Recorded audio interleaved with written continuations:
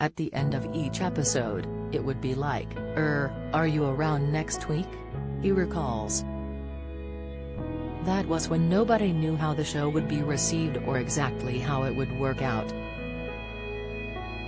But about a series and a half in, I became a regular. 17 years later, he has appeared in every episode except the pilot, and is still there, alongside host Dara O'Brien, starring in the last ever season, which has just kicked off on BBC Two. "It's very unusual for a TV show like Mock the Week to last for 17 years, he says. "I feel very proud that we've gone on that long. It's a kind of pride mixed with sadness that it's ending, I suppose."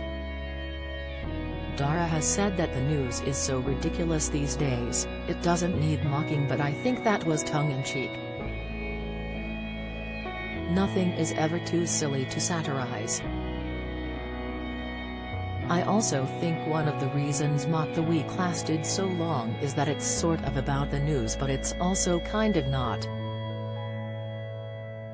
It's a real mixture, the jokes in the stand-up bit, the news at the beginning, and then the things that you'd like to see at the end.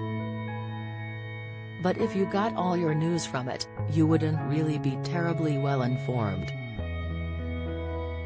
Over 17 years, there must have been some standout moments for the star, who first found fame alongside Rob Newman, David Baddiel and Steve Punt with the Merry White House Experience in the early 90s.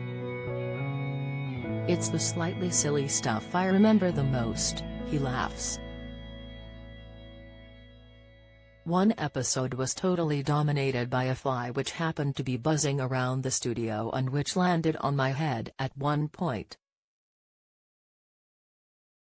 It was a bit like a scene from a spaghetti western, but I managed to catch it eventually. Then there was an episode we did in the year that Andy Murray won Wimbledon, and he came into the studio because he was a big fan of the show. But also am really proud of the huge array of younger comics who have come through Mock the Week and gone on to have great careers. Among those who've made their mark on the show over the years were Joe Brand, John Bishop, Jack Whitehall, and Chris Addison.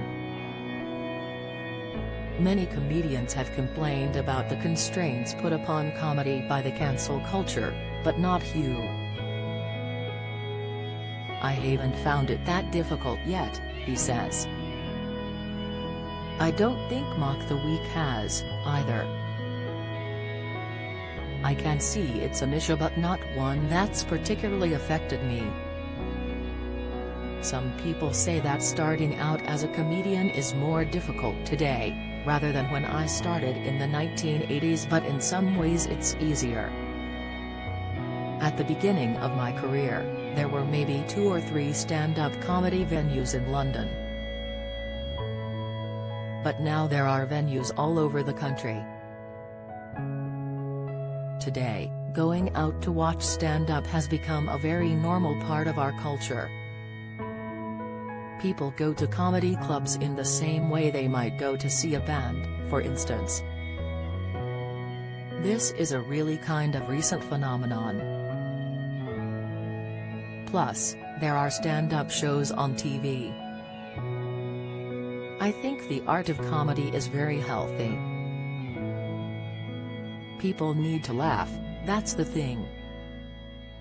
And with that in mind, Hugh, 60, would love the opportunity to revisit another of his greatest TV hits, the family sitcom Outnumbered, which ended with a Christmas special in 2016 after 5 series made between 2007 and 2014.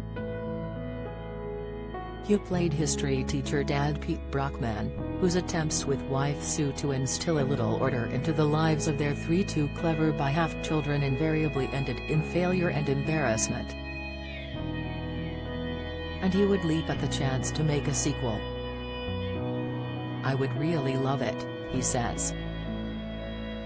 "I don't see why we shouldn't. I mean, kids don't leave home these days until they're about 35, do they?" Imagine the three children still being around and driving Pete and Sue mad. Or it could be that Jake, Ben and Karen have had to come home to look after Pete and Sue in some capacity. Or maybe Pete and Sue have become grandparents. There are a lot of possibilities. I can't see that you'd ever run out of material. Outnumbered was one of those sitcoms that acknowledged how difficult it is to bring up kids and what an unholy mess it is, quite often. It was one of my favorite ever jobs. No wonder. Hilarious scripts and characters, and cringy but oh so recognizable scenarios aside, life imitated art when Hugh and Claire Skinner, who played his on-screen spouse, Sue, became an item in 2017, both having earlier split from their previous partners. Neither has spoken much about their relationship, although Hugh says that they are very, very happy together. Do the couple stay in touch with their tally offspring, played so brilliantly by Tiger Drew Honey, Daniel Roche, and Ramona Marquez? Now and again, Hugh smiles at events and things like that. But they're all at different stages in life and, practically speaking, it probably wouldn't be that easy to get us back together. He started out doing stand-up with his comedy partner Steve Punt, and then worked as an impressionist, doing voices for the satirical puppet show Spitting Image. So which comics make you laugh? That's a bit like making me to choose a favorite child, he says.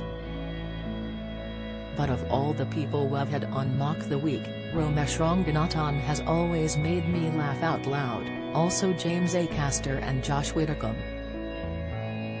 Personally, I was inspired by Morecambe and Wise when I was younger. I mean, that's all there was on the telly. They were just fantastically good. And also the two Ronnies.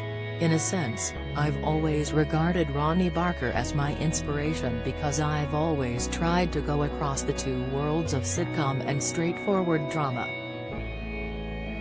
When I saw Porridge, I remember not being able to believe that the character of Fletcher was the same person as the chubby, smiley Ronnie who sat behind a desk with the other Ronnie on the TV on Saturday nights. He was a total inspiration. And it clearly worked. Hugh has acted in everything from Midsummer Murders' cozy crime capers to mainstream hits such as Not Going Out, alongside Lee Mack and Sally Bredon, and edgier comedies such as Fleabag. I love being able to be myself as a comic while also acting in comedy dramas and sitcoms, he says. Perversely, my favorite thing is always what I'm not doing at the time. But it's a nice situation to be in where you can cover all sorts of things. Including, recently, documentaries. His weird and eclectic style means Hess currently filming the latest series of The Great British Dig, History in Your Back Garden for Channel 4. Along with 3 archaeological experts, in each episode I arrive in a local community somewhere in Britain, and knock on people's doors asking if we can dig in their gardens, he smiles. I studied historical geography at university, so I hope it comes across that I know a bit about what I'm talking about. Mock the Week is on BBC on Fridays at 10 p.m.